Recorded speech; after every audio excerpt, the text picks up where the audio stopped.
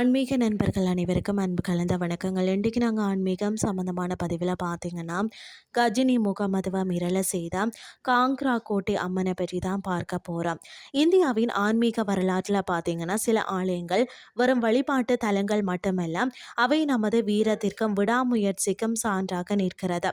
அப்படிப்பட்ட ஒரு தலம் தான் இமாச்சல பிரதேசத்தில் உள்ள காங்க்ரா வஜ்ரேஸ்வரி திருக்கோயில். இந்த ஆலயத்தின் பின்னணியில் உள்ள அதிர வைக்கக்கூடிய உண்மைகளை பற்றி பார்க்கலாமா வாங்க. யார் இந்த வஜ்ரேஸ்வரின்னு பார்த்தீங்கன்னா, 51 சக்தி பீடங்களில் ஒன்றாக திகழக்கூடிய இந்த ஆலயத்தில் அன்னை பார்வதி தேவி தான் வஜ்ரம், அதாவது வைரம் போன்ற உறுதியுடன் காட்சி அளிக்கிறாராம். அதனால் தான் இவருக்கு வஜ்ரேஸ்வரி என்று பெயர் வந்ததாம். தேவர்களை அசுர பயத்தில் நடுங்கிய போதும் அவர்களின் ஆயுதமான வஜ்ராயுதத்தை தன்னுள் ஏற்று அசுரர்களை அழித்தவர் தான் இவர். அதாவது பார்த்தீங்கன்னா, கஜினி முகமதுவின் 5வது படையெடுப்புகள் கிறிஸ்துக்கு பின் 11ஆம் நூற்றாண்டில் தான் இந்தியாவின் செல்வங்களை கொள்ளையடிக்க வந்த கஜினி முகமது இந்த காங்காரா கோட்டையில் இருந்த செல்வத்தையும் ஆலயத்தின் புகழையும் கண்டு மிரண்டு போனாராம். இந்த ஒரு ஆலயத்தின் மீது மட்டுமே அவர் 5 முறை படையெடுத்தாராம் என்று வரலாறு கூறுகிறது. ஆலயத்தை சிதைத்தாலும் கொள்ளையடித்தாலும் மக்களின் நம்பிக்கையையும் அன்னையின் அருளையும் அவனால் ஒன்றுமே செய்ய முடியல.